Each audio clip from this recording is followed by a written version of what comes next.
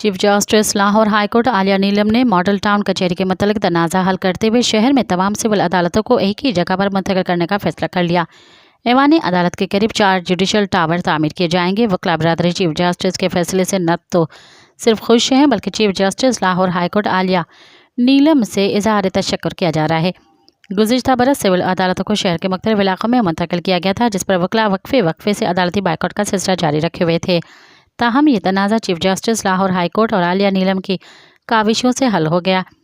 Chief justice Alia Neelam ने शहर में जुडिशल टावर की तामीर के बारे में बार नुमाइंदों को आगाह कर दिया। एडवोकेट जनरल पंजाब ने chief justice Lahore high court की काविश से बार एसोसिएशन को फराहम किए गए 262.5 मिलियन फंड्स के अजरा के बारे में भी आगाह किया।